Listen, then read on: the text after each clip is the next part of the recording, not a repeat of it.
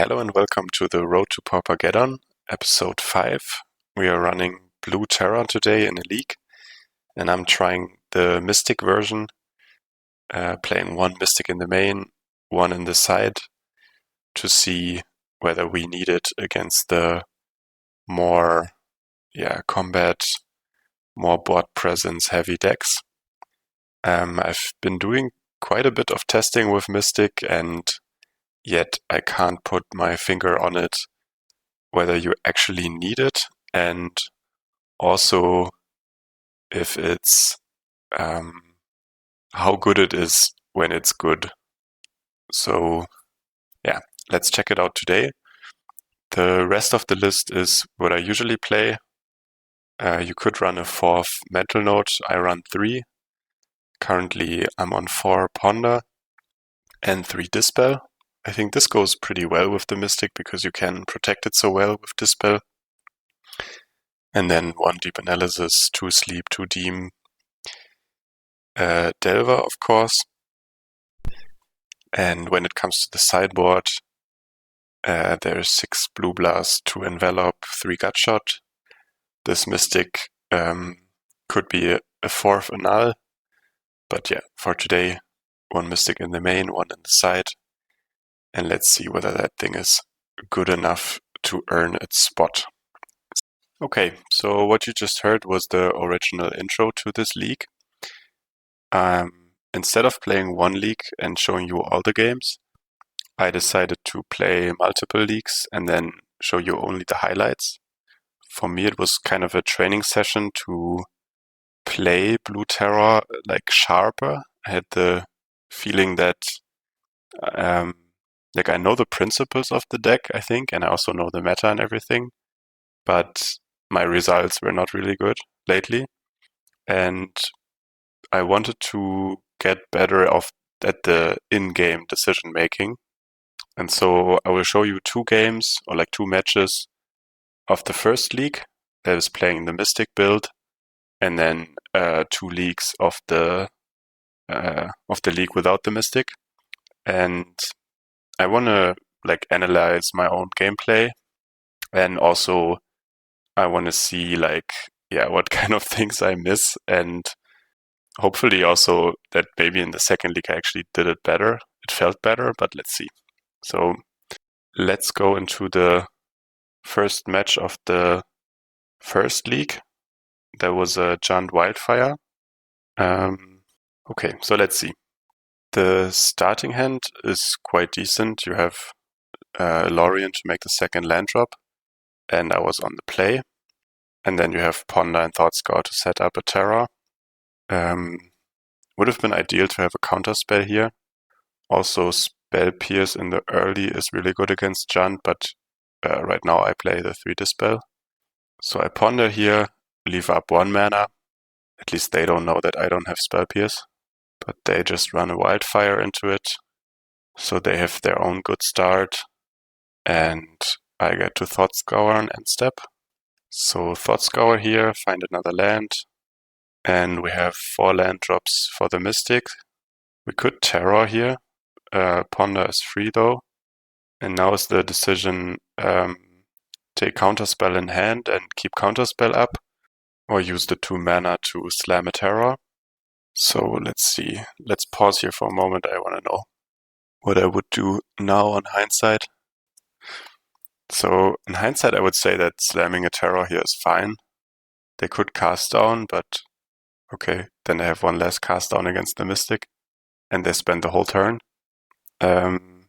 Counterspell prevents like a lot of stuff, but for example, Lambas I wouldn't counter, and the upside is now that next turn we have Terror plus Counterspell, and the refurb, I think I let it go here and just discard the Sleep of the Dead. That way we have Terror, Dispel, and Counterspell up, and I feel like I'm in a decent spot here. Like a fully protected Terror, and if there's a Chrysalis, we can counter it. If there's a cast down, we can dispel it. So this Terror will do the pressure. So here's Chrysalis. Could even not counter that. Wait a moment. Okay, yeah, I could not counter it, but then the Eldrazi will just buy time and I have to sleep every second turn the Chrysalis. And that way I never have mana for the Mystic. So I think countering here is fine. And I think now I even slam the Mystic, right? Yeah. Play the Mystic with this spell up that protects from cast down and also from Krark plus Toxin. So they have a cast down on end step. And I mean, Jund runs 3 cast down or maybe 4. So they dig for more counters. They are way ahead on cards in hand now. And they have another Chrysalis. Okay. We have Sleep of the Dead though, so it's not the end of the world and the Mystic lives. And the Demon is not amazing here because all of their creatures have good ETBs or whatever, so and the games go long, so you never really get rid of the threat. It's a pretty bad card in this matchup. Sleep, on the other hand, is pretty good. Here I just enable the attack and then probably play the Delver afterwards. And I mean, their start is okay, but not amazing. They can eviscerate us a spawn next turn, but they don't have too many artifacts, and unless they play another Chrysalis, the board is still better for me. But then again, if they just have 2 or 3 good pieces, like Cast Down for the Mystic or Spellbomb is decent. So let's see. With this video, I'm trying to find out whether I would have done, or like I should have done anything differently. But that's so tough because I'm so used to my own play patterns, of course. So let's try to detach ourselves from that. And I guess against Jund, you really want to kill them. That's basically the goal, and to do it quickly. This is a game state where you can still contest and like get ahead, but in general, they will outvalue you at some point, so tempo is worth more than value for our perspective. And they could Krark for 1 to get rid of the Delver. I hope it's gonna flip naturally. It doesn't. And now also the Grave is gone, so this Serpent I can't play. And I mean, against the Krark with already 5 artifacts in play, I wouldn't want to play it here anyways. Chrysalis is still tapped down, so there is a pretty good attack here. And I think I'm considering whether I want to use Demon Furia here. And like Demon Krark, they can still crack. It does nothing. Demon Refurb and Demon Chrysalis is, not too good. They will probably replay either of them next turn. So I think I'm considering to bounce this spawn just to get it out of the way. Yeah, and that's what I do.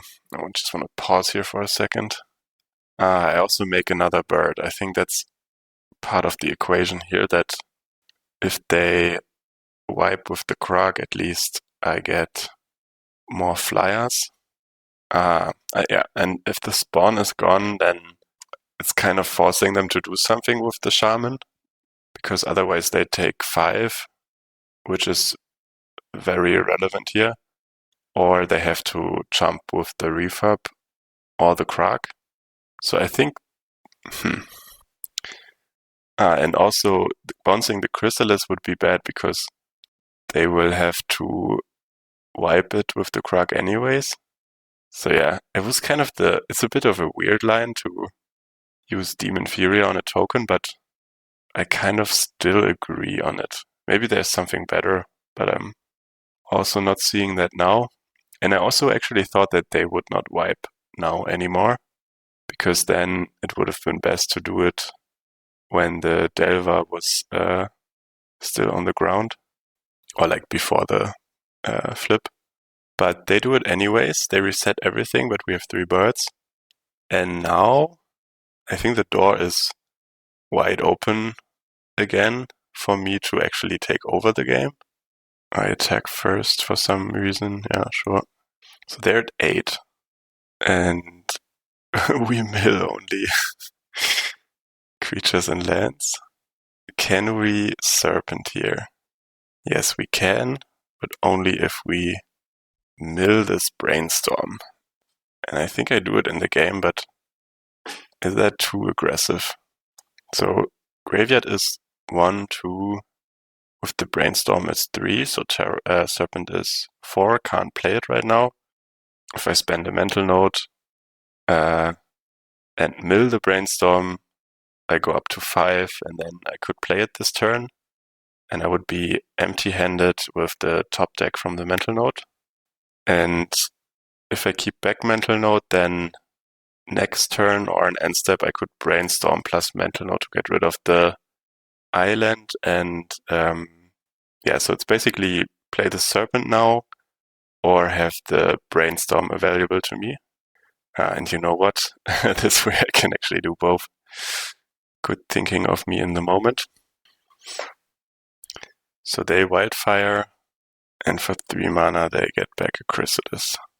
And now we have our Brainstorm turn, and we send them down to 5 again. So, I don't know. Looking back at it, it seems like a decent game pattern where it's kind of reasonable. Maybe I missed something. And again, if you see something, please leave it in the comments.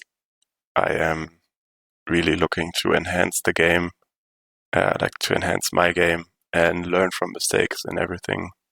So they Chrysalis, of course.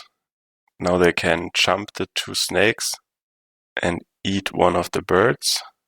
And they have 2/4 mana up. So they could also crack Lambas and go back to 8. But it's fine for me to lose a bird, but to also make them lose 2 spawns and deal 2 damage. I think that's just correct at this point. They sacrifice and they have actually a second pulse to Marasa. I think this one is a no-brainer, countering that. Really clutch this spell. And again, they have now 3 cards in hand. They can still sack the Lambas, but I'm like way ahead on board. And I mean, Wellspring, they got the offering, so they can draw cards here. Okay, they got offering in hand. I meant they have Eviscerators in the grave. And they find another Chrysalis. Okay.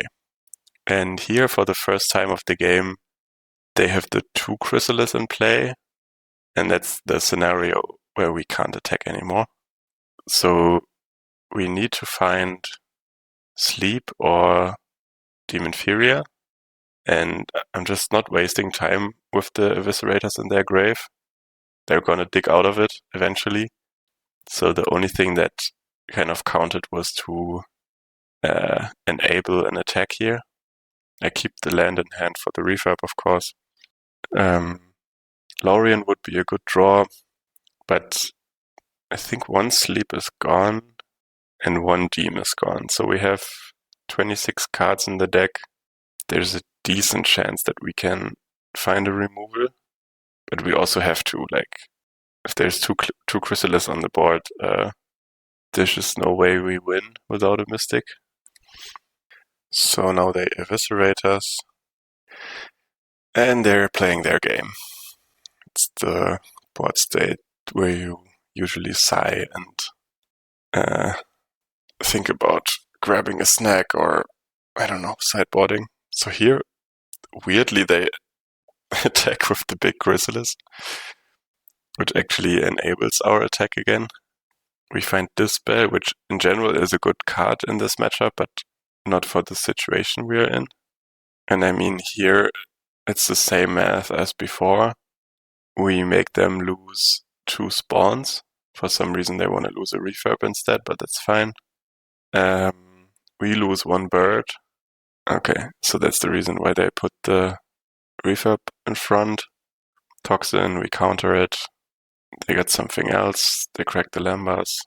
Sure, they go up to 6. And I mean, this attack was not amazing, but at least it was somehow beneficial for us. But unless we get rid of this 5/6 Chrysalis, there is not much hope to attack again. And I mean, I'm just going to speed it up a bit because this shit is tiring. So they have another refurb, they draw a card. They have another Eviscerators. And yeah, I kept playing. I mean, if in a league there's ticks on the line, and even if you hate to see these board states, you just have to kind of discipline yourself to play through them. So they draw more cards. Now they even have a rod. And they have 2 rods. So I think, yeah, here this is where I concede. This is... Now we're probably dead anyways, like next turn, so there's not much of an out anymore. Yeah. Boarding, I take out Delvers because if it trades with a refurb, I'm sad and I can't prevent it from trading with a refurb and be sad. So I prefer not being sad. And Mystic I put in, like alongside this spell, it was actually pretty good in the last game. And making these 3 birds kind of gave us an edge. It was a good case for Mystic. But yeah, I think it's kind of what you need. This hand is pretty nuts, actually. Very loaded with action and cantrips. I'm just gonna try to run the game on the 1.5. I hope you're quick enough to follow and I'm quick enough to read. So we make land drops with Lorien, and now we have Counterspell or Brainstorm Mental Note up. So a Terror next turn with this spell backup is actually quite realistic. They do nothing. And I just go for it, I think. Yeah. Put back the 2 flashback cards. Do I mill at the end of the turn? I think I'm trying to play around Red Blast here, but I just decide not to. They crack because they're bored. And we have 5 spells. This Thought Scour is for free. I think it doesn't make much sense to play it here. They have a Red Blast, but we have the... Okay. So I'm using Pyro, I think, because this spell also answers Cast Down, whereas Blue Blast also answers Wildfire, but answering Cast Down seemed more important. And this spell also answers Toxin. So they're the kind of Junt player who keeps in Krark Clan. Me personally, I usually don't, but to each its own. So they do res. Wait 1 second. I think I counter here. But is it better? Like, the thing is, if I counter, then they don't know my hand, but I have 2 interaction up. Like, if they take this spell, I have 2 counters up. If they take counter, I have this spell counter up. So when it comes to protecting the Terror, I think it's actually good to let this duress resolve. Let's see what I do. Oh yeah, and I let it resolve. They take a counter spell. I don't know. I'm just trying to make sure that this Terror is gonna attack them every turn. And then I have 3 cards, they have 4 cards. It seems not like a terrible position. Here's the Chrysalis. And yeah, in the same pattern of logic, I do have a Sleep of the Dead in the Grave. So maybe there is a world where I could hold on to the counterspell. Let's think about it for a moment. They have 3 cards in hand. Sleep of the Dead is 3 mana, so I could next turn, like if I don't counter the Chrysalis here, next turn I could sleep it, then enable the attack this way. But unless I find a land with Thought Scour or with the top draw, I don't have to counterspell up then. And I think, why did I not brainstorm here? I don't know. Yeah, I think I wanted to be sure to have, I don't know. Okay, either way, I now have counterspell up again and the Chrysalis is gone. So I can defend from like Blood Fountain and such as well. So they have another Chrysalis, okay. But so far, they make 1,000,000 Eldrazi's, which is annoying for sure. But I play it patient, hold on to my brainstorm, and now I have another creature with counterspell dispel up. So I actually like what I see here. I think my sequencing was at least decent. They Wildfire, could contest that, but still Spell Bomb, Blood Fountain, Chrysalis, Refurb, I all need to counter them, so I just can't contest the cleansing. Okay, so why do I counter this one? This might be a mistake, actually. I'm at 16, and they have 2 cards in hand, so I'm not at risk of dying to the damage. But it had to do with the artifact count, yeah. So they only have 2 artifact lands in play, and they are clearly saving up for this Krag. I mean, Wellspring, of course, is even better than the Rod, but I couldn't know about that. And I have Dispel for Toxin, so they need 2 more artifacts to wipe the board here, which is scary for sure. But then again, there's also a lot of draws where none of this happens. And there's another Terror. Do we play that here, though? Seems like we do. Okay, no, seems like we don't do it. Okay, so here, they are at 5. I want to either force them to jump block with the Krag next turn. That's why I sleep the Eldrazi. And if they wipe the board, I want to be able to recast the Terror. Actually also decent. So they have a Refurb. That's the artifact number 4. And I lose the Dispel. Interesting, because now... Okay, so they sack the spawn, because now I'm also deadish to Toxin. But yeah, they just have the Chrysalis number 3. They attack with Krag, sure. So they buy another turn with their spawns. Wait a second. And I think maybe here, because I see now with Sleep of the Dead and 6 lands, I could actually force the blocks here. Okay, and that's what I go for, yeah. I get rid of these spawns as long as they can, and that way they have to jump with Refurb and Chrysalis. So that's good for me, and it also puts them back to only 3 artifacts. And I still have the Terror that I can still cast for 1 mana. Plus I have Mental Note plus Sleep of the Dead, so at least if I top deck an island, I have 2 more activations. So here's the Rod. They have 2 blockers again. Now they Spell Bomb. Okay, yeah. What can you do? So if they crack that, then I need to draw something to deploy this Terror, or hit good with Mental Note. And they have Lambas. Why don't I Mental Note here? Okay, because if I Mental Note and... that's not enough. Mental Note into something, into Sleep of the Dead would have been good here. Instead I just jam. Okay. Okay, so finally they reached the artifact count. Okay, makes sense. So that's probably why I didn't dig before. It's at least good to know that my playing self sees a few more things than the watching self. Okay, so they wipe the board, pass the turn. I play as many terrors as possible. Now they cast down and Spellbomb, of course.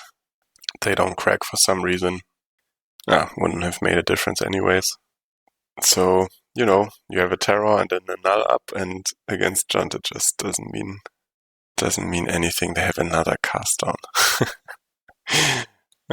This deck is such a pile of garbage. But I mean, you can see why I'm among the persons who considers Junt to be the best deck in the format. It's a bit wonky, but just look at the graveyard. I mean, Pyro, Wildfire, Duress, Chrysalis, Wildfire, Rod, Chrysalis, Refurb, Wildfire, Spellbomb.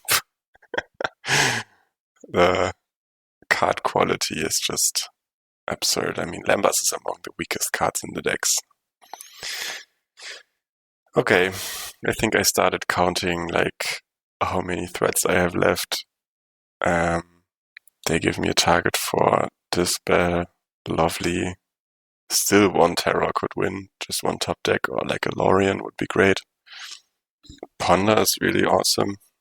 Okay, and now there is a way back into the game.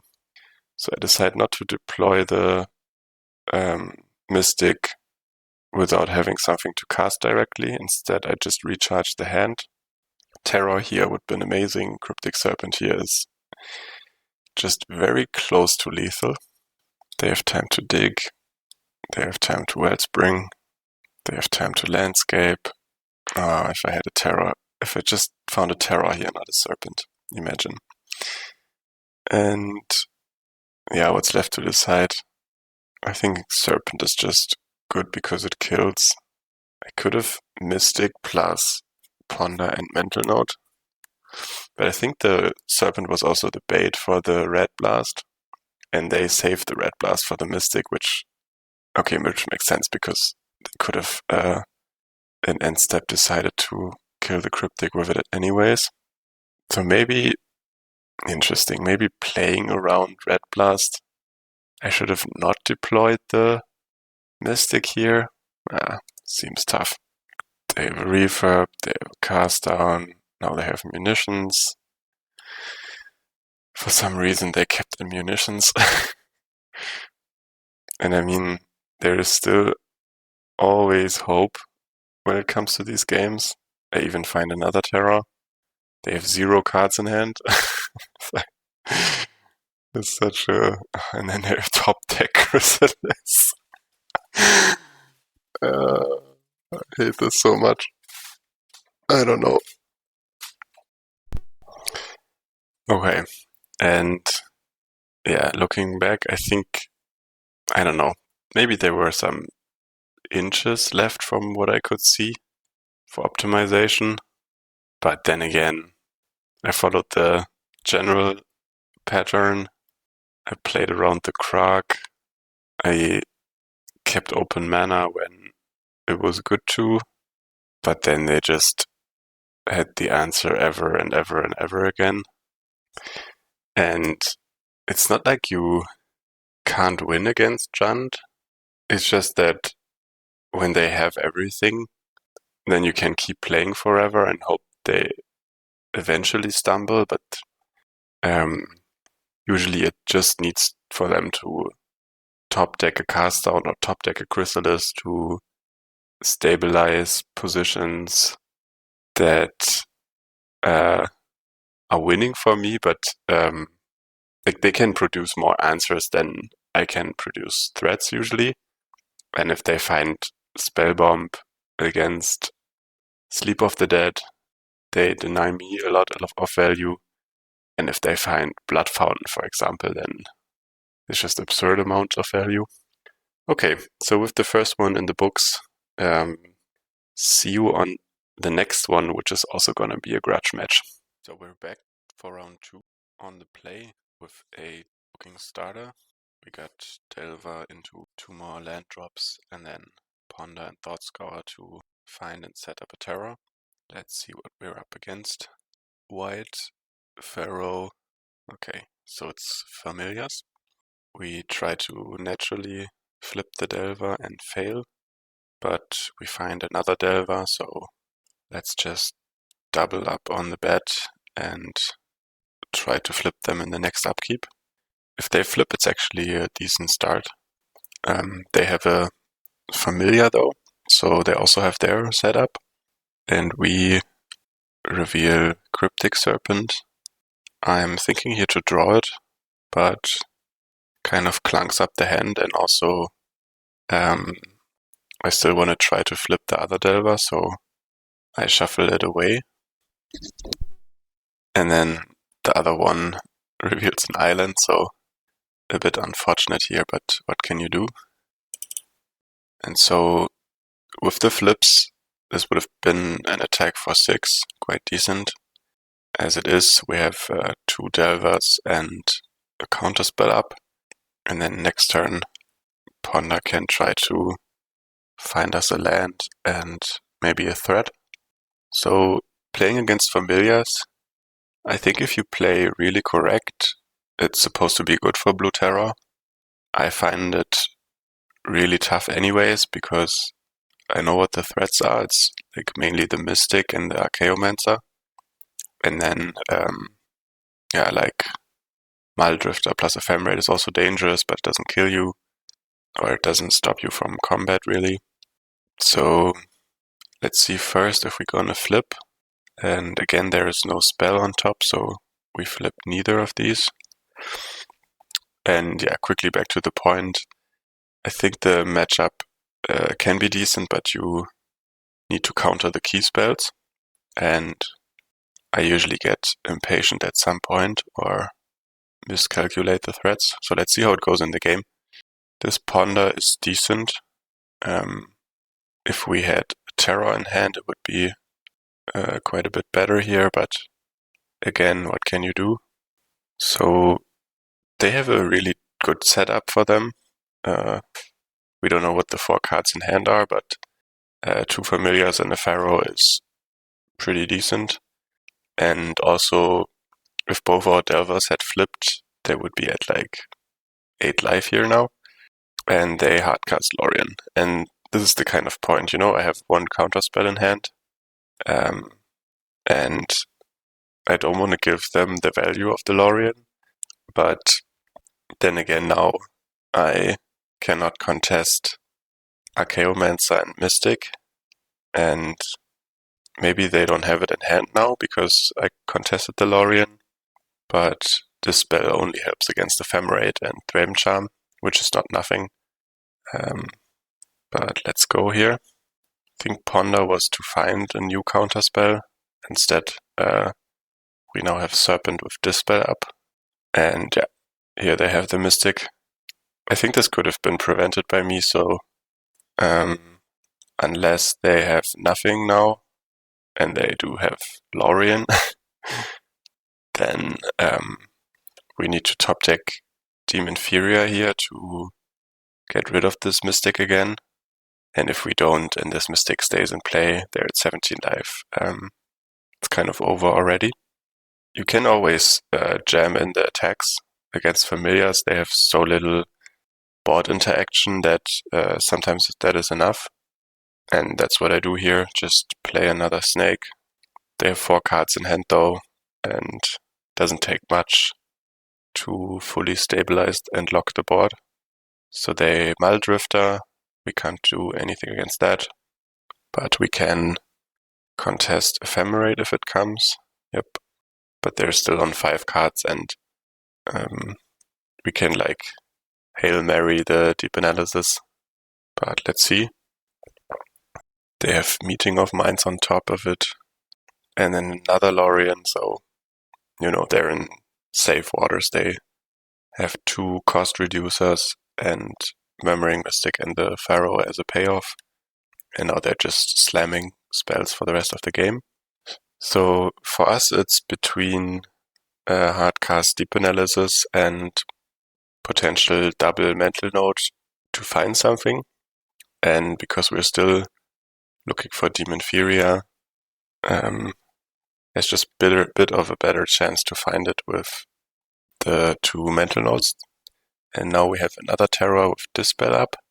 And our board looks nice, but the game state of Familiars is so advanced that they can probably swallow all the damage.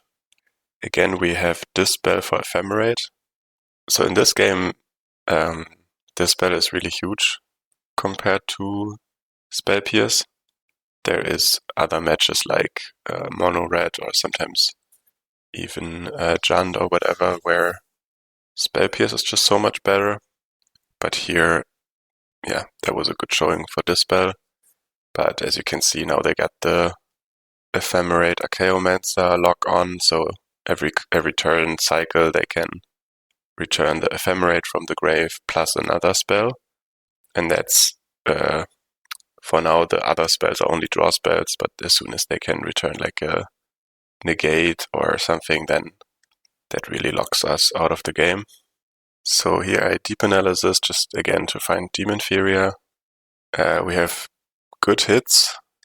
but it probably won't be enough. So now they can also start to trade with a Delver and not only jump. So for the first time they actually like interact with our board and not only swallow up everything. And yeah, Ephemerate gets back Ephemerate.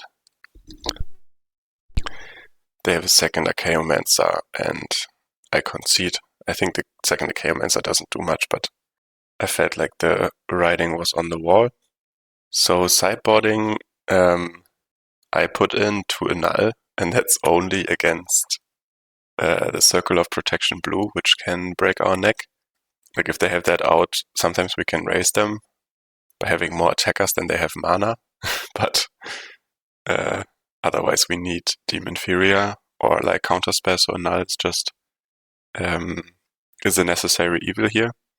I bought out Sleep because, as you saw in the last game, it usually doesn't do much and we don't have enough mana to activate it twice or something. Also, it's a sorcery, we can't tap out.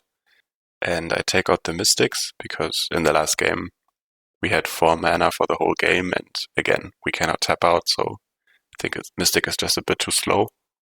So the plan is just to aggro or tempo them, and this hand is not amazing, but apparently I keep it anyways.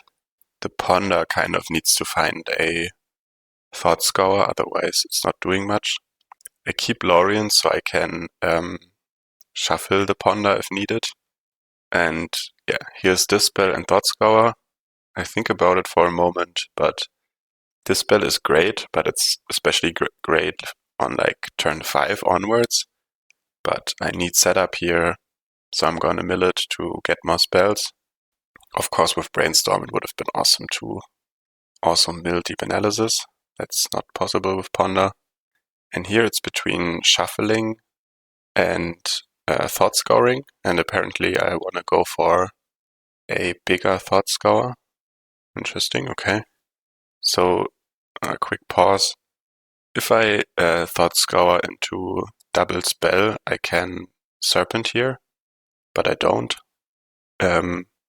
So after this is rolled out, I can play the Delver and I also find a second Delver. Now again, this is a sweet setup. I need to flip them, and then next turn I can hardcast the Serpent. Could also hardcast Deep Analysis, but I think that's not much better. And here, oh wow, okay, so we even find this spell that is, for the current board state, kind of the cherry on top. They did nothing so far but play tapped land, 2 Lorien, cycle, and a Preordain. So, you know, they could Mystic here on the next turn, but I even counter Snap just to remain on my tempo, and they have Seagate Oracle. So, you know, last game they had such a great start, and here they just do nothing and play Seagate Oracle, and they're almost half dead.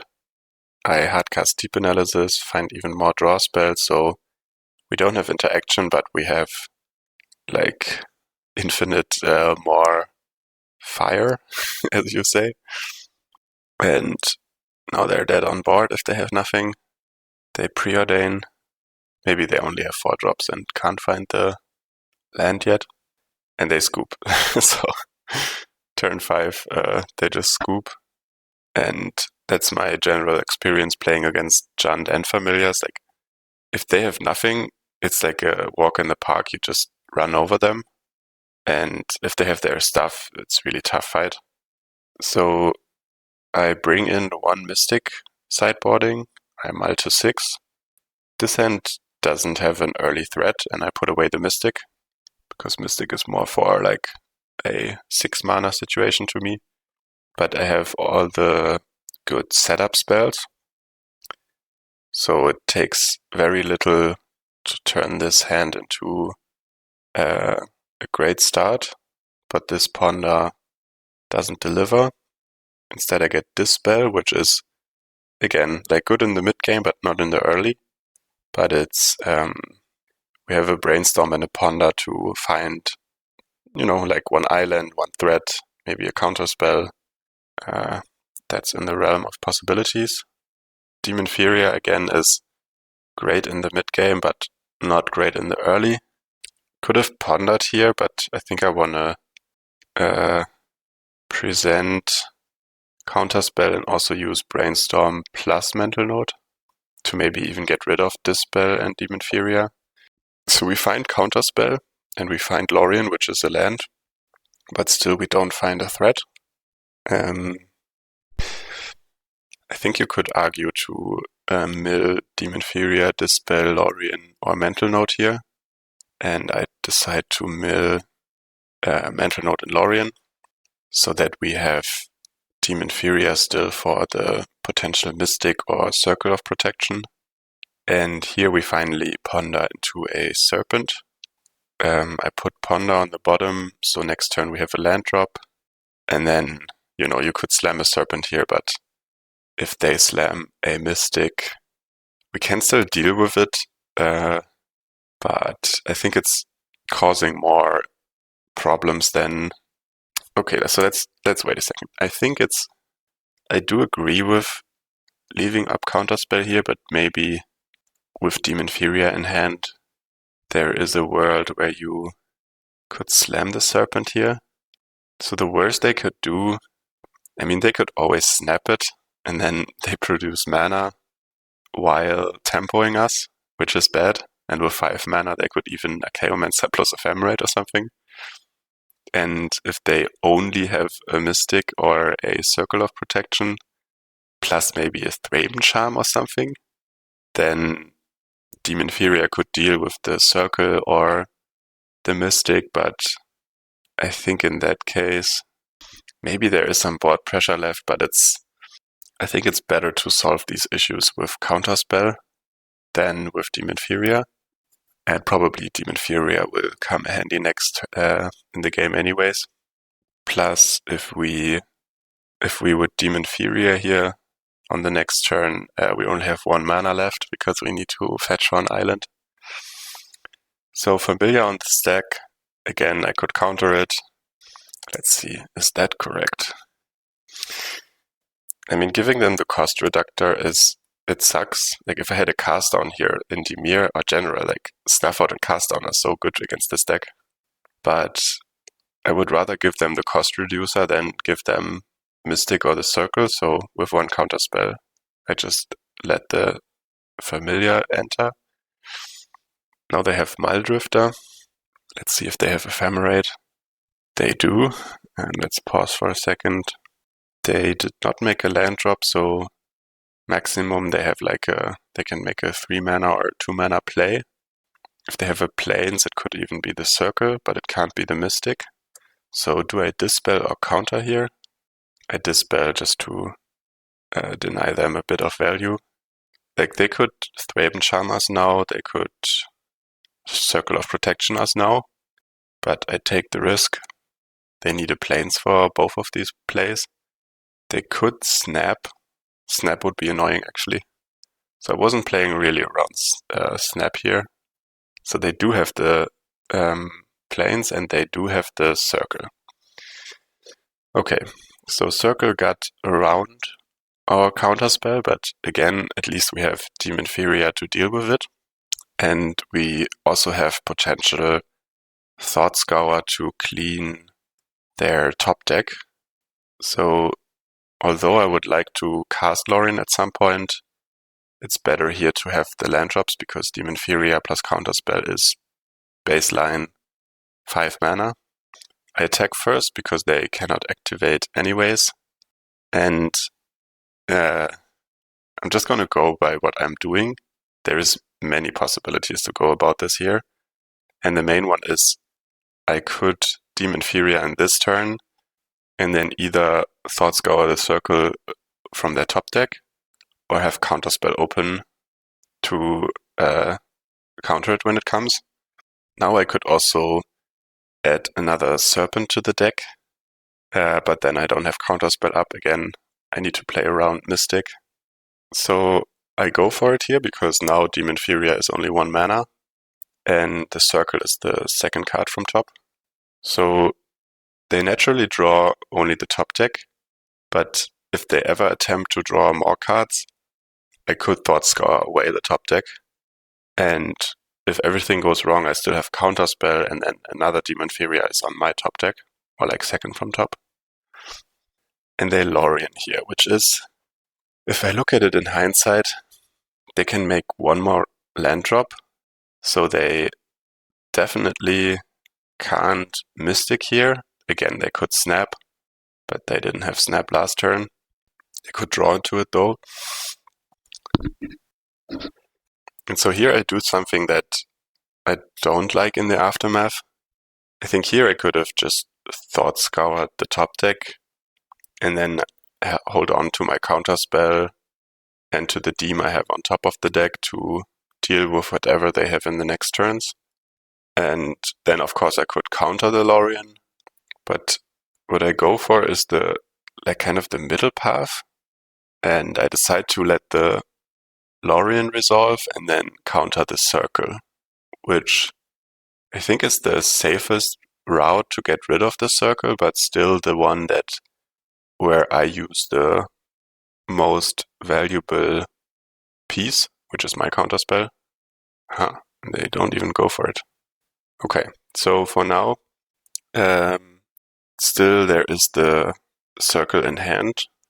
I get to play Serpent, and whatever happens next turn, I have Brainstorm into Demon Furia again. So for 2 mana, I can remove a permanent, and then I still also have Thought Scour to get rid of it. So maybe that was my line of thinking, that this Counterspell is still for a Mystic and that I can answer the circle in another way. But here, yeah, I don't know. Maybe also because they're on 8 life and I have 12 damage, is that I just want to push it and deal combat damage next turn. And now they have Stonehorn Dignitary though, which is not as strong as the circle because it's more vulnerable, but still a very good tool against me. It stops combat. But at least now what I have left is Brainstorm into, again, Demon Furia, and then Thought Scour to clean the top deck. And in the meantime, also they put a Muldrifter on their top deck, so conveniently I also get rid of both. There's no combat here. And again, now it just depends on what they got. I got a good clock, but if they have superior pieces now, then that's it. And they have a Chaomancer for Ephemerate in the grave, which is a good start. And then let's see what else they have. So they have another Chaomancer, which now they don't have interaction in the grave, so they just get the Lorien. But in the long run, they will have some interaction probably. And we top deck into 2 islands, so now we are really down for praying. They have 1 block for free with the Ephemerate. Would be great to have this spell here, but we don't. And then with all the Ephemerates, next turn I think they will have like Preordain Lorien to dig into anything to tackle the board. So they pick up Ephemerate again, and now they have 1 cost reducer, 2 cost reducer, Lorien revealed. They still need to contest 3 lethal attackers, and they only have 1 free block with Ephemerate or Chaomancer. They have another Preordain. So I think this game was a nice showing of what is possible and needed post-board when you fight against Circle of Protection, Mystic, Stonehorn Dignitary, and Archaeomancer. So now we even have this spell for Ephemerate. But they have Negate. Okay, and now that they have Negate, things change, because now if I top deck a Lorien, it's just gonna get countered, and so Negate really reduces what I can do in the Ephemerate lock. And so now the only hope is that they brick, basically. Okay, so now they have the Mystic, and now I just concede. They have even another Stonehorn, but yeah, the writing is on the wall with two birds per turn cycle at least, and etc. They just win the resource game. I think what also made a difference is that in game 2 we just naturally flipped both Delvers early, and that put them from, I don't know, from 20 to 10 or to 8. And then once they play Archaeomancer and we have a Serpent, they're kind of in the pickle to already block the first attack. Whereas in game 1 and game 3, our Delvers, like either in game 3 we didn't have Delvers, and in game 1 they didn't flip. And also then we play the first Serpents and they can take the first 1 or 2 hits. And that takes away a lot of the tension that we need. So yeah, it's it's a game where it's a bit one-dimensional. You really need just a lot of early pressure, and then you need to pinpoint these interactions. And I have to say that in the first game where I countered the Lorien, which I shouldn't have, and in this game where I could have thought scoured away the circle to keep the counterspell, I think there were some inches that I gave them and they utilized them, so that's on me. And I hope I take it away and see you in the next one. Okay, we're now in the second league. So the first league went 2-3. I also played against Orzhov and Rally there, which are both quite tough matches. I won the Orzhov, I lost the Rally. And now we're in the second league that I played. And here we lost against the food combo deck in the first round, which I think that was just playing bad from my side. I think you can beat that deck with Terror, but I don't know. Tough to figure out what to do. I haven't seen the deck so many times. And now we're in match 2, and we play against Ixidor, which I think is also like an established grinder. I'm always happy to face those, but I don't know what they're playing. And I mulligan to 6 on the play, get rid of a Serpent. I keep the Demon Furia, I think, just to Brainstorm and Counterspell is a bit of an iffy one. You could easily get stuck if you draw badly. So I would like to have the Demon Furia to at least increase the graveyard count on turn 3. And I put away a Serpent, and I top deck immediately the next one. And they show me Aquifer and Seething Landscape, so it's Dimir control. But I just, I kind of, let's wait a second here. It's too fast. So when I saw the Aquifer and the Landscape, I mean, I play Dimir control myself. I know that this deck runs Spellstutter, but I just bricked in this moment. I wanted to make a land drop, and yeah, getting spell started is just about the worst thing that can happen in this matchup. So I think Dimir control just hasn't been around for so long time that I blanked on this one. So at least they don't have a ninja follow-up, and instead they run the Modern Age. And yeah, so they're the Snacker control deck with counter spells and then Thorn of the Black Rose as the top end. And here it's between keeping up Counterspell and playing a Delver. At least the Delver can't get spell started right now, so I just run it out. And if they're on the Fairy Ninja game and they don't have a removal here, then Delver is usually pretty solid. I also have Dispel up against potential removal. So yeah, usually I want to make all the land drops. Here it's turn 4, I have 2 land drops. I don't like to be in this position, but it happened. At least I can very mana effectively counter Fumes with Dispel, but this is like an awful game position.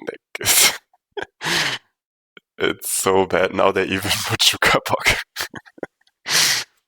And this matchup I used to play a lot from the other side. Like I know how to play Dimir control against Blue Terror, and especially when playing Jakob a lot, like we both found it just awful. Like it's like Dimir Terror against Blue Terror, you can still lose that for sure. But if you're running Spellstutter Sprite and Monarch in the main and all this stuff, um, it's tough.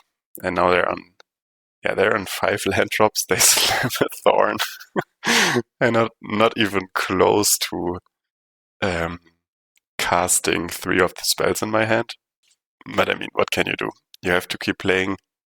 Um, Mental Note at least flips the Delver. We could Mental Note here to find a land drop and also to resolve Mental Note against Spellstutter. That's what I even go for. So, yeah, but they dispel even that. And I don't know. This is. If you like to, please leave in the comments the sequence of stuff that needs to happen here for me to win this game. I think I was trying to find. I wanted to Mental Note into land drop to Demon Furia the Vector Glider to attack, because that forces them to jump with the Spellstutter. But I mean, yeah, I don't make land drops, and I ran my Brainstorm into the Spellstutter and then got thorned. So okay, so we're down a game, and I bring in Gutshot against Spellstutter specifically. I think 3 Gutshot is a bit much. 2 is fine because the card is just so good. But Gutshot has no other targets in the matchup. If you play against fairies, of course it has, but Dimir Control only runs Snacker and Spellstutter, and I mean Snacker is not a great Gutshot target. So I put in the Gutshots and I take out Demon Furia. Also, namely, I'm not running Mystic. Of course, Mystic would be pretty good here if you can just slam some creatures and then have later on a Mystic with Dispel up. It can win you the game here for sure. But right now I'm not running Mystics. So it's all down to the tempo plan. Yeah, try to not get spell stuttered and then take it from there. We at least have the advantage when it comes to power on board. And this hand is a bit funky. Again, if you only have one Brainstorm, you can easily mana lock yourself. But I feel like the matchup is kind of desperate, so I'm more into keeping risky hands if they have potential. And I mean, this hand obviously has potential. It has a counter spell, Gutshot, and then 2 snakes. So here I think because top deck Island would be so bad, and that's the only way I would have counter spell up. I do it anyways. Okay. So in order to make a land drop, I draw for turn and then Brainstorm to see one more card, which actually pays off because the island here was the last card. And then I find an island and another Delver, and I can set up the top deck for next turn as well. So from the risky hand already ran into a pretty good Brainstorm. And apparently they don't have Snuff Out because they would have used that here already. And if I untap, I'm really far away from the Serpent, but I have Counterspell up and I have another Counterspell on the top deck. So starting next turn, I will be hitting for 6. That's a 3-turn clock. And I have 2 Counterspells to survive the 2 turns that they have. But then again, they're Dimir Control and you have 7 cards in hand. So, like, from commentating also the last games, you can see the pattern of when you play Blue Terror, you're usually happy about your first 3 or 4 turns, and turn 5 to 6 just decide whether the opponent is dead or whether you trample over them. And again, we're soft to snuff out here, but apparently they don't have it. They keep making land drops, but the kind of worst land drops possible because they can always only single spell. And we attack again for 6. We put them to 5 live on the turn 4. And we could brainstorm to find a land. Chances are pretty good. Probably like, I don't know, 2/3 or 80% that we find a land here. But I just don't want to risk it. I want to have counterspell up. So I stay on 2 lands again. I just do nothing but protect the Delver. Now they need another removal or like a blocker. And they don't. They don't have that. So yeah, that was on the play with a pretty risky hand, but a hand that also got quickly better, and we didn't need the 2 serpents or the 1 gut shot we have, even against a really removal heavy deck. So I don't know, just a showing of what's possible if everything comes together with the Delvers. It was 1 combat with 1 Delver and then 3 combats with 2 Delvers, and it was over.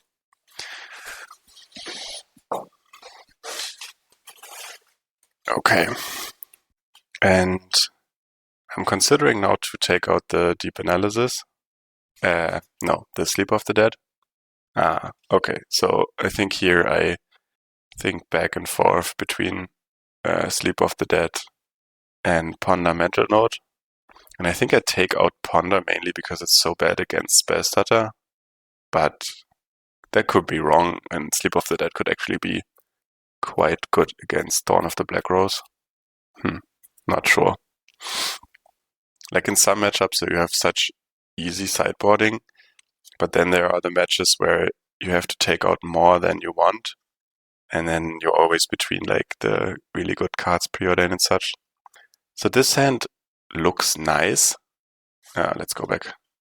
So this hand looks nice, right? We got 2 land drops with the Lorien, we have 3 counter spells, and we can set up the graveyard. But if we don't naturally draw into a threat or into a brainstorm or a ponder, chances are good that we do. But if we don't, then this hand does nothing, especially on the draw. So like turn 2, they can resolve Modern Age, which is a really good card. And if that happens and we have just no pressure, then we're just toast. So I send it away. Oh, that's too quick. And this hand is better. Like a lot better. This hand is actually really good again. We don't have counterspell, but we have all the proactive setup that we need. I put away Ponder. That's interesting. Yeah, because I think my thinking here is that I could Ponder on turn 1, but I want a Delver on turn 1. Yeah. And then turn 2, Ponder could run into Spell Stutter. Yeah, I'm not sure, but I wanted to make sure I have the land drops. They have Modern Age into Snacker and to Snuff Out. It's like the boom boom pow start of the Dimir control deck. So if they also have Brainstorm here, things get rough. At least we find Gutshot, and at least they're tapped out. So we can Mental Note here safely. But, look at the hand. Like, if you don't have Counterspell and you don't have Brainstorm or Ponder, there's so little agency. At least we find Counterspell. And unless they play another Modern Age, they don't really have good turn 3 plays. And they don't. So I think I'm gonna fetch for Lorien. I don't fetch for Lorien. Wait a second. Okay. Yeah, so reason is that if I fetch for Lorien, I could have terrored here, but of course I cannot terror into 3 open blue. And then I think I didn't Lorien to play around Bojuka Bok, and they hardcast Snacker. That's usually an okay sign. Okay, but now I Lorien because next turn I have Terra with Counterspell up. For that I need to double Lorien, makes sense. I mean, I could gutshot a snacker, but one brainstorm and it's useless. And resolving Lorien here, it's just too dreamy. Okay, so I can start things off with a terror, and they can only counterspell here. If they don't, then this resolves and it has ward. I could Serpent, of course, but I think that runs the risk of losing both these creatures, actually.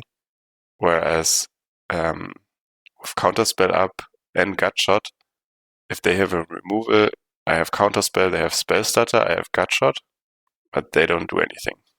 They hit me for 3, I have for 2, I hit them back for 5. And they have had this Sneaky Snacker in the grave forever. So whatever they have, they don't have Preordain, they would have played that. They don't have Brainstorm, because they would have played that a year ago. But they could top deck these, and then we're back in trouble. But I think I start feeling hope here, especially now with the second Serpent in play. I don't know, their hand must just be really bad, or they have Thorn or whatever that they don't want to cast into Counterspell. And here they Agony Warp, and they even pay the ward, and I think about it for like half a minute or something, but I just don't realize that this terror had damage. Otherwise, I would have probably counterspelled this. Yeah, I think I would have certainly counterspelled this. I would have been open to Thorn of the Black Rose then, and I would have needed to trade a creature for it. But okay, so by mistake, I have now counterspell up against Murmuring Mystic and Thorn of the Black Rose. So sometimes it's even beneficial to make some mistakes. But with Counterspell up all the time, okay, and here now they Brainstorm. Okay, and again, interesting. So I think countering Brainstorm here is correct, because they get back 2 Snackers, so they if nothing else happens, they have only this Vector Glider. If this Brainstorm happens, actually they create 2 2/1 flyers. So that's I counter their draw 3 and 2 2/1 flyers. So I don't know. There's, I think, not much to think about. And especially in the last turns, they only made like really desperate plays. They have Snackers in the grave forever. They had one good Modern Age, but then like Agony Warp, Cycle the Lorien. They have 2 cards in hand. So this counter the Brainstorm is easy. Now I'm bluffing Counterspell again. Plus I set up for a potential Lorien top deck. And I mean, now I'm soft to a Thorn or a Mystic, but I can't even really play around that. And here I just Gutshot. Of course, it would be best to Gutshot if the spell starter is also countering something, but they were tapped out. It's 1 blocker less. If they have ninjas, it's 1 ninja less. Easy Gutshot. They augur into nothing. So, I mean, it's also a display of a pretty bad Dimir control hand. Our hand and our draw were decent. Okay, now it gets amazing. Of course, I attack first to see if they have cast down, because then Lorien is for free. Okay, so they block. I cast Lorien, what else am I supposed to do? And I even find a 1-mana terror. I mean, it doesn't get more beautiful than this. And I think at this point, even if they had a Mystic or a Thorn, it just wouldn't have been enough. So we take away one really difficult matchup against at least a good player. And game 1, they just roasted us with all the things they can roast us with. Game 2, we had this really insane, I don't make more than 2 land drops, Delver aggro with Counterspell win. It's like a steal, I would say, but a nice one. And game 3, I don't know what happened. They kind of bricked, no? If you look at the cards they had, we kind of never gave them a good spell starter target. So they either top decked the spell starter late and then just had to throw it in, or they just couldn't really meaningfully play it before. Maybe they could have held on to this Lorien to hardcast it and not cycle it. And yeah, countering Brainstorm was definitely correct. So we take this one, and I'm gonna look for the last game to show you. Okay, and match 5 of the second league without the Mystic was against none other than the good old Carves, a known MTGO grinder. I think they usually play Dimir Terror, so they've been playing Dimir Terror with Snackers even before Abandoned Attachments, so when no one was on it. Shoutouts to them. And lately I see them run Blue Terror as well, so they're really like a cousin when it comes to deck choice to me. They probably play the deck a teeny tiny bit better than me though. And I was looking forward to run the mirror here. I think my record in this league was 2-2 at this point, so I was playing for the 3-2. And the other game I won was against a Green Devotion deck, and then I lost to an Esper Cryogen Relic pile. I don't know, that game felt weird as well, but yeah, I was really down to playing against Calves here, and I assumed it would be a mirror with me being on the play here.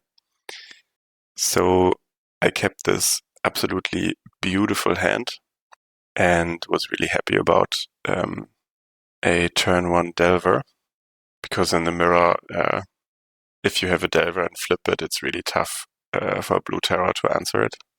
So they take their dear time here. And yeah, then we go. I play Delve of Secrets, pass the turn, and oops, we run into Mountain and the Festivities. Yikes. So I have to switch the game plan. I have to brainstorm now to find a land. I do find it. I can set up the next Delver though. Play it, pass the turn. It's against Mono-Red. Delver is pretty bad because it's so easy for them to answer it.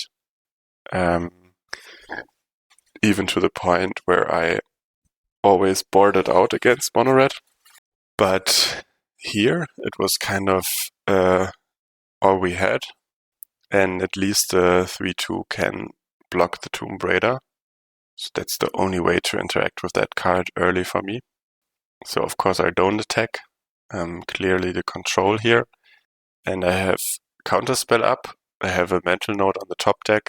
So I could either Thought Scour the Mental Note away or wait until next turn and draw it to mill more.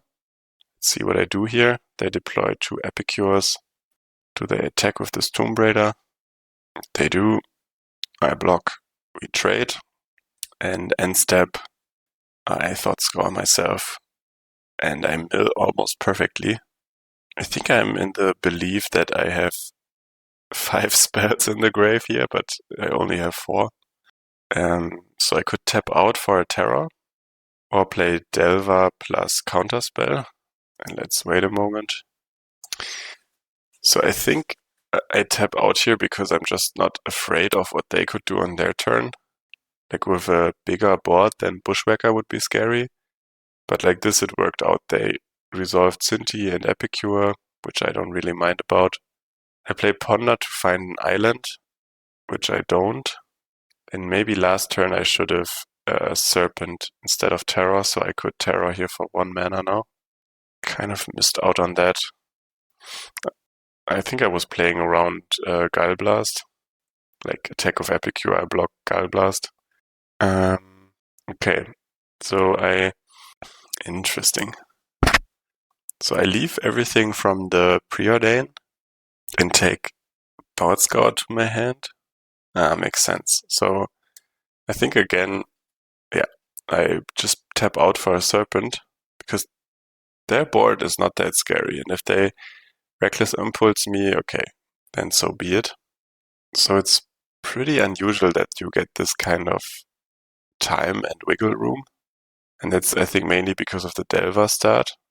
and they were stuck on 2 lands. Yeah, but here happened what I thought. They Guile Blast finish off the Serpent, and now I don't attack anymore. And I think that was mainly because of the clockwork. Maybe this is a bit fast. Like I didn't want to have them block with the Percussionist and then get another card. Not yet, at least. And they do nothing on their turn.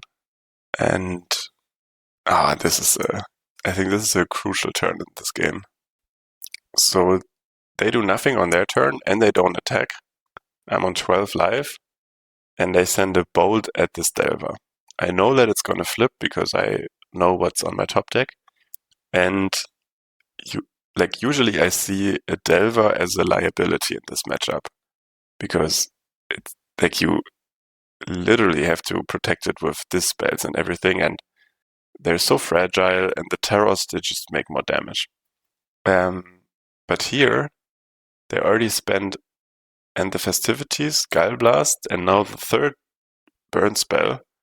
They only have 1 card in hand, and if they ever make a third land drop, then these synthesizers could turn into blockers as well. So the prospect of winning this game with a terror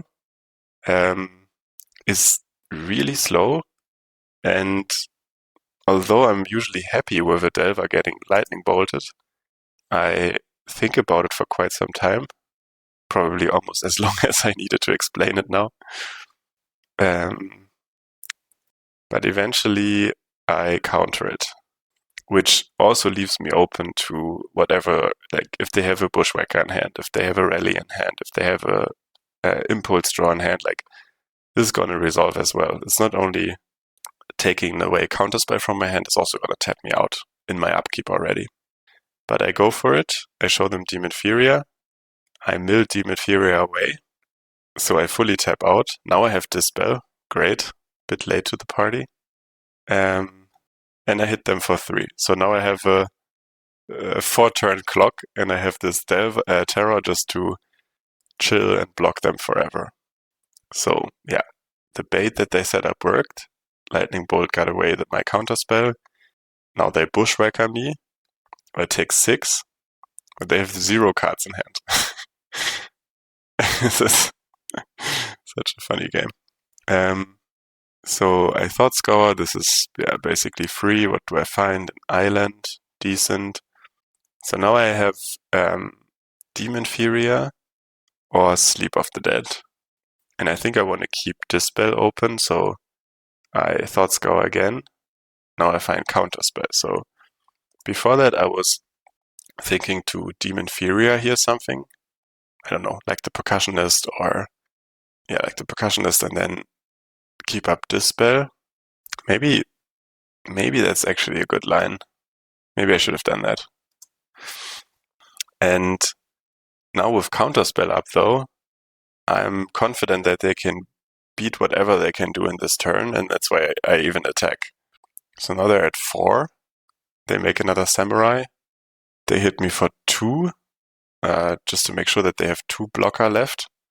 And if I would have a Brainstorm here, then it's already lethal because I have Sleep of the Dead and Demon Furia for the 2 blockers.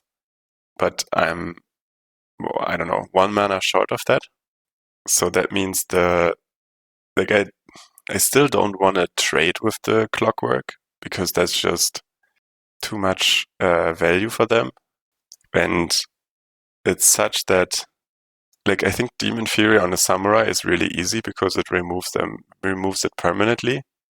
But if I also swing with the Terror, it forces them to block with the Percussionist, and then they have 1 card in hand, 1 from the Percussionist, and 1 top deck, plus 3 blood tokens to find 2 damage.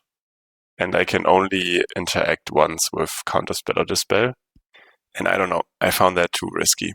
I rather wanted to keep the Terror back, give them 1 less card to kill me, like 1 less card to find 2 damage. And if we survive this turn, presumably we can kill them with the Delver. And so for the whole game, I try to play around having this Clockwork go to the grave. So here they Gallblast me, so this spell is forced. And the next thing they do is Impulse Draw. Now I'm dead to a Lightning Bolt. They have Rally, and that's also 2 damage extra. So nice one, really close. Maybe I could have committed a bit more to attacking with the Terror. Not sure though. And so next, I have 10 cards to board, like 6 Blue Blast to Envelop to Annul. I have, I think, 8 or 9 really easy cuts. That's all the main deck removal, Deep Analysis, and the 4 Delvers. And so I need to cut 1 more card. Could be Envelop, could be Annul, could be Ponder, could be Mental Note. And I decide just to maximize on Graveyard and Interaction, just to present as many terrors as possible. And let's see how that went. So I mull to 6, and this hand is decent. I have a Blue Blast for whatever they want to do, and Ponder Mental Note to get to the terror. You could counter this, but I decide that this game might be going long enough so that I want to have the Blue Blast for something better. Like a Tomb Raider, I think I would have countered because there's just too much early damage. A Clockwork, you take 4 damage before you have a terror, that's fine with me. I ponder into kind of nothing, so I send it away. Again, I have Blue Blast up, that's good. Problem is, I cannot counter a Relic, which is sometimes asking for trouble. So they Synthesizer, but they already played a land, so I'm fine with that. Like land and 2-drop is all dead now. They found a mountain, so the Synthesizer, okay, it's a permanent in play now, but nothing much else. And I think about running Brainstorm into Red Blast, and I decide to go for it. So before drawing, I just want to set up the ideal graveyard. They don't Red Blast the Brainstorm, but they do Red Blast the Thought Scour, which is correct, I think. Oh, and I pass. Interesting. So I could have Mental Note Terror here, I think. But then I would be tapped out, and the Terror could, die to a Red Blast if they have a mountain. And the Terror is really everything I have going, so I hold on to it for now. And with the Burning Tree on the stack, I think it's just between Hydro and Counterspell. And keeping Counterspell has the upside of being able to counter a Relic. Fortunately, they don't have a land drop, so they don't have nothing else. Especially not a Relic. So I can finally Terror on turn 4 with a Hydro up, so this Terror will survive. And there is Rally. At this point, I'm not afraid of a Relic anymore, so I can tap out. And the Ward 2 protects the Terror unless they have 3 mana. And now we're kind of in an ideal game state. Like, as I said, this Clockwork is going to deal 3 or 2 damage. But as soon as the Terror hits, it's useless. So they take it even to at least do 1 more damage with it. I found a bunch of really good cards, but this is interesting. I could slam a Serpent, but again, it's just not good. You tap out. I think what would have been super correct here, and I thought about it, was to put back Mental Note and Serpent, just for the case that I want to get rid of the Serpent. For some reason, I decide against it. Serpent in hand actually really gives you no upside. And I think the game even develops in a way where I would have wanted to mill the Serpent and step. This is exactly what happened here. So now it's a weird line though. I counter the Relic just to get my Serpent down. Yeah, but it's fine. Like, I think it was okay. Now I can play the next Serpent on the next turn. The Bushwhacker didn't really do much. They're down to 2 cards again. Happy Cure is fine. Like here in the game, you spend the 3 seconds to think about nothing, just so that you don't telegraph that you don't have a Red Blast. Yeah, and now I'm just swinging. They get the card with the Clockwork, but okay. So I wanted to hold on to this Mental Note to get better value from it. Same with this Thought Scour, but I kind of need to find Dispel here. I don't. So this Serpent trades for a Guile Blast and a Clockwork, and the Clockwork finds them a Furnace. They will probably discard that to the blood token. No, they play it. So now they have the relic. Now we have a null. And at this point in the game, if they're at 0 cards in hand, you're happy to have a target for a null, and relic is actually also a really good one. And I mean, we definitely top deck good here. Like Brainstorm, and then, another Serpent with Envelop up. That's decent stuff. Play another Serpent, pass the turn. They crack the Synth.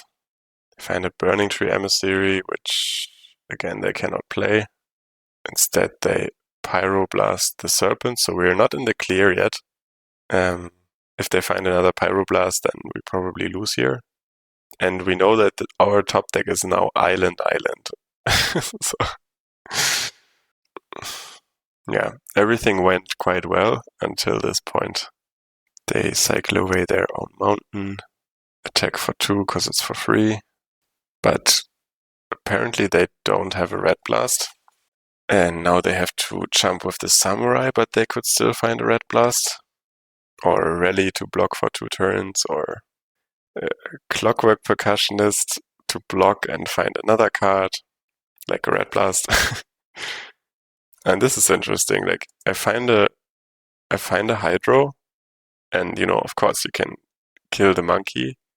But if the monkey finds a Red Blast, then we lose the terror, and then we could actually lose the game. Whereas if we keep the Hydro and eat the Clockwork while attacking, we give them another draw step, but then they only have 2 cards to find a Red Blast.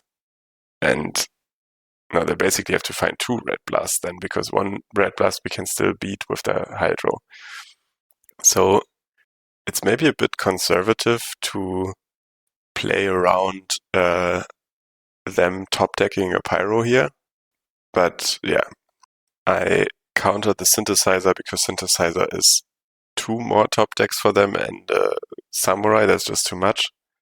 And then what they have left is an Impulse, which we can envelop, so we did it. And in hindsight, I mean, a Synthesizer top deck by them is a pretty good example of why you should play Hydro on this on the monkey here.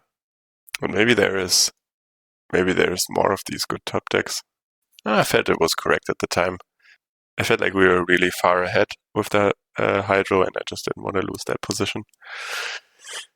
Okay, so we're 1-1 against one of the top grinders with one of the top decks that is also pretty good against us. I hated Envelop in the last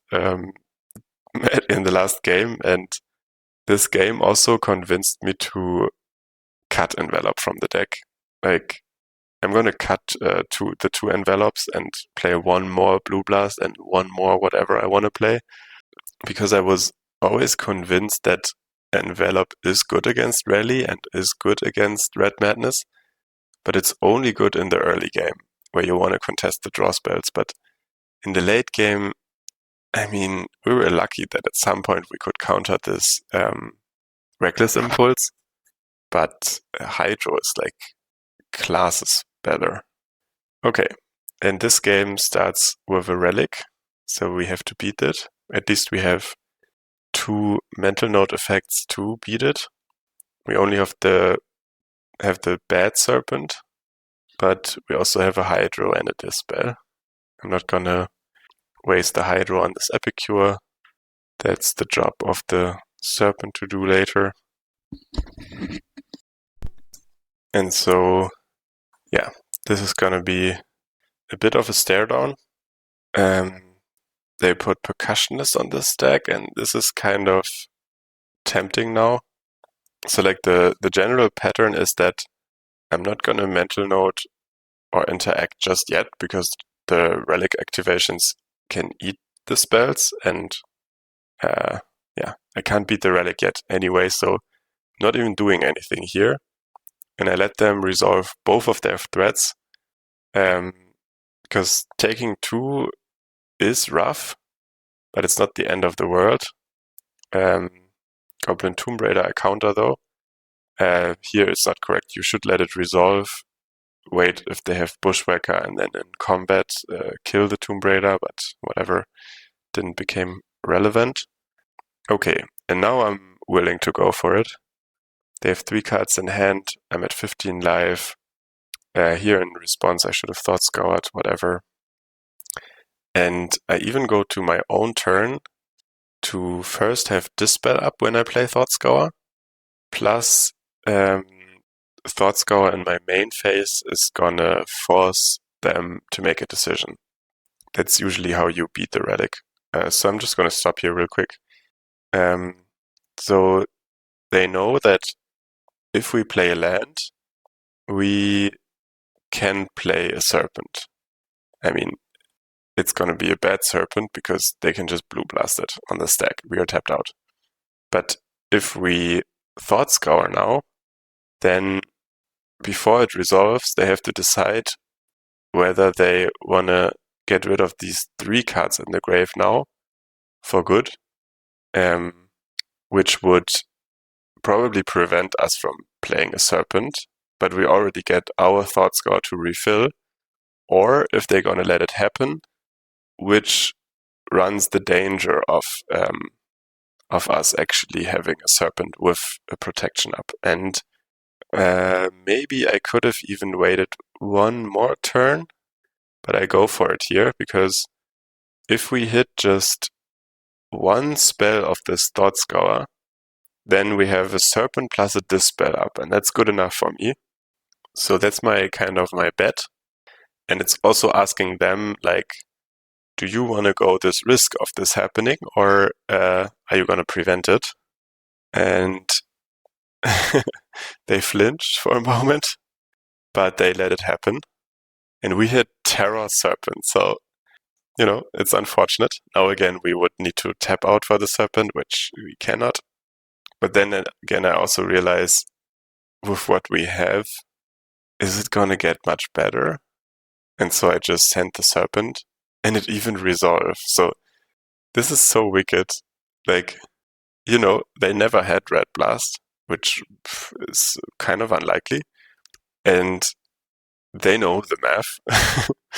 So they knew this could happen if they don't crack the relic. But maybe they just wanted to prevent worse things from happening. Plus, now we're tapped out, and they get to resolve 2 rallies at the Hornburg. So we eat 1 of the humans, and we take 5. And now they're really down on cards in hand. We have an amazing brainstorm, fortunately. We get to untap with our Serpent, which was not a given for sure.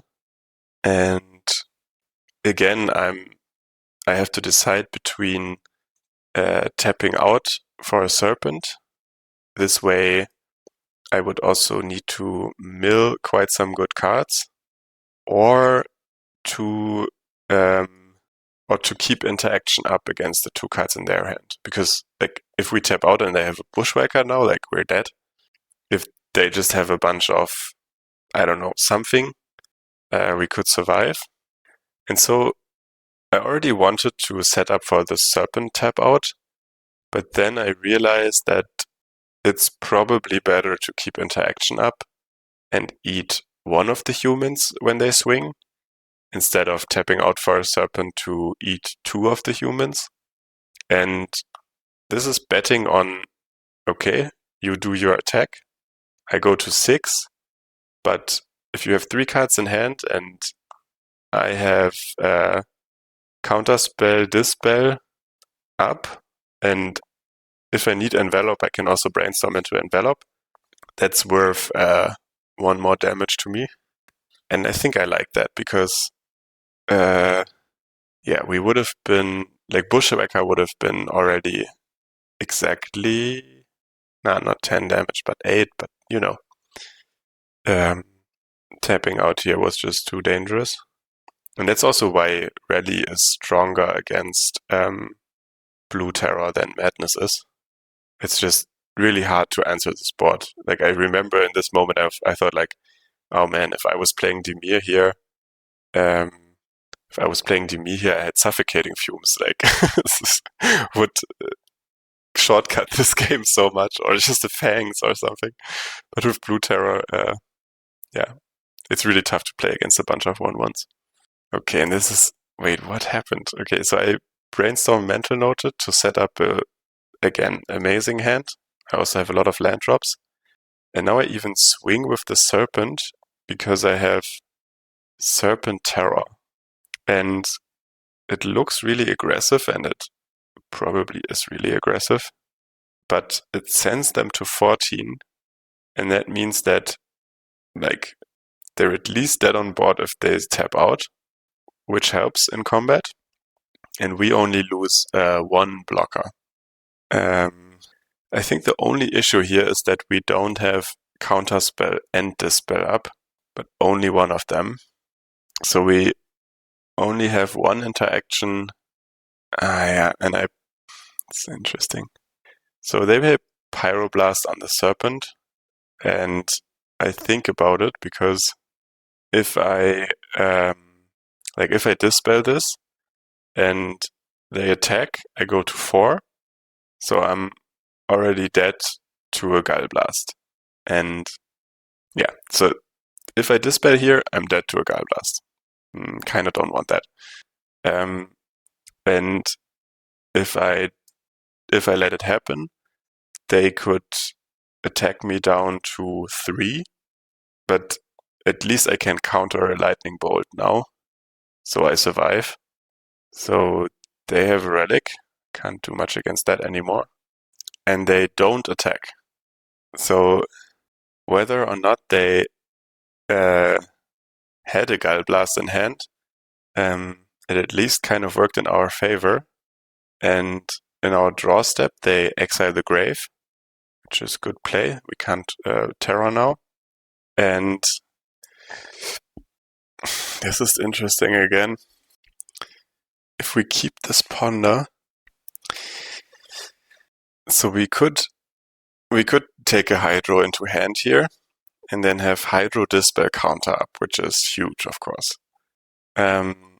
But we lock ourselves with 2 islands on top, which means Brainstorm and Terror are kind of dead, but I go for it anyways.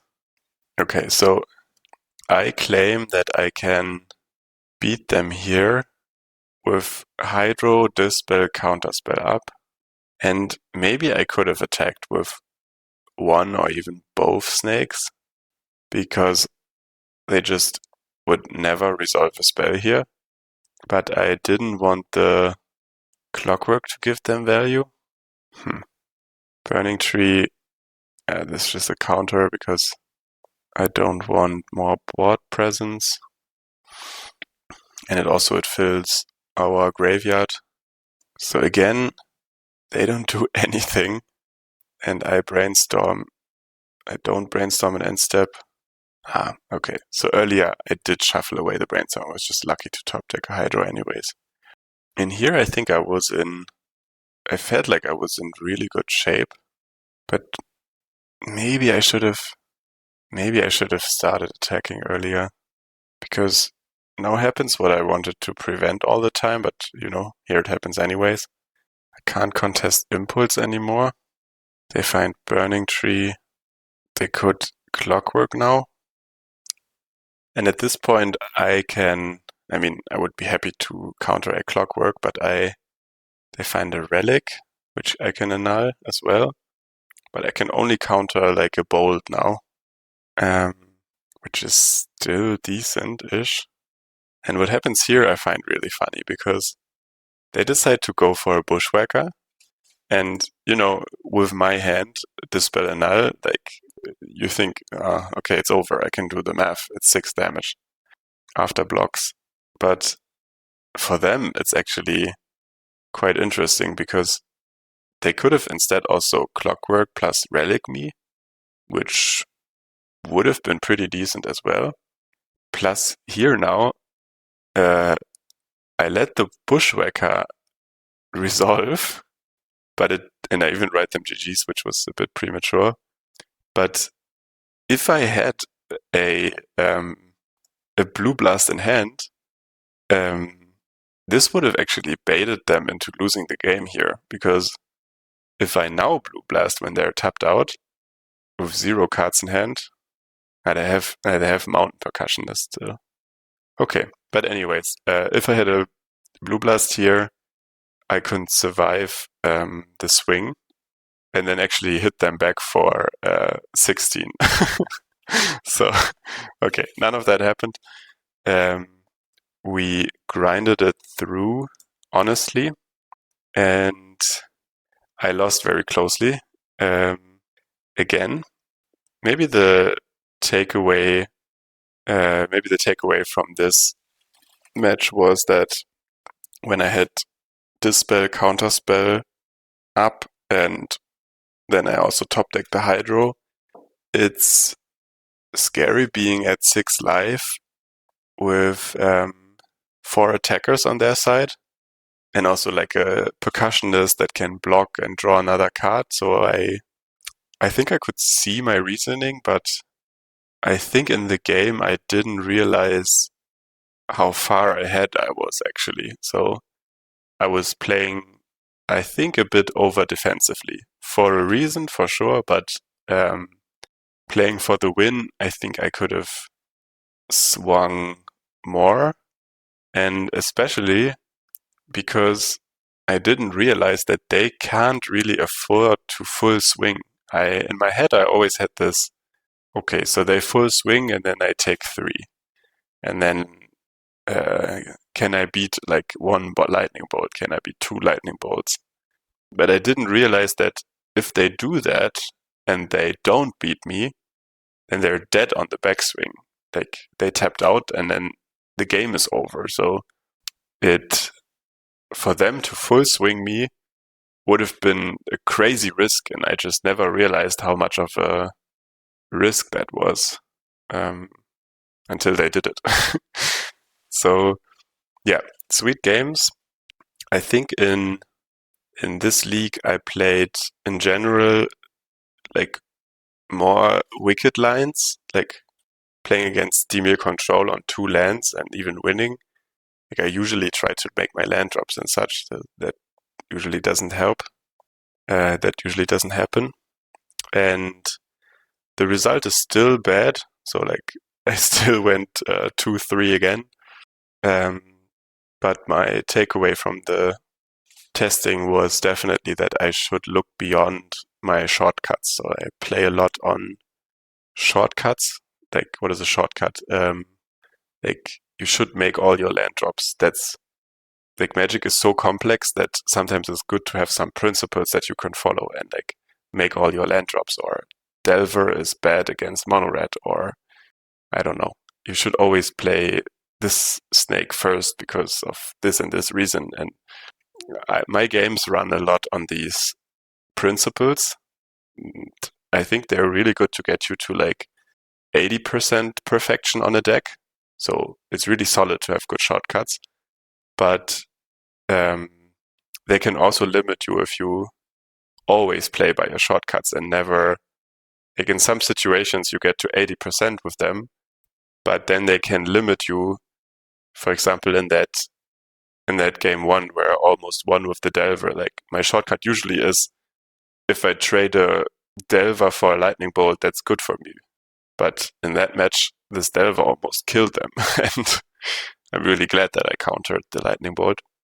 So it's a takeaway for me from this playtesting, and I think Mono Blue Terror has so many tactical possibilities because you have like a gazillion top deck manipulation, you have like really cheap threats, you have really good counter magic, that you have really good card draw even, that there's so much space to maneuver, and I want to get better at the maneuvering. I think I'm good with the principles as I laid out, but in order to have like constant good results with this deck, you need to become I need to become a better tactical player. So that would be the goal for the next week as well. I hope you enjoyed this more analytical, more me talking and look at myself play pattern. Please leave a subscription if you haven't already. If we reach 100 by the end of in 2 weeks, I will be playing Blue Terror or Dimir Terror in a challenge. I'm really looking forward, so please leave a subscription. And next week I will be back with either Dimir content or even more Blue Terror. So look out for that and see you there. Bye.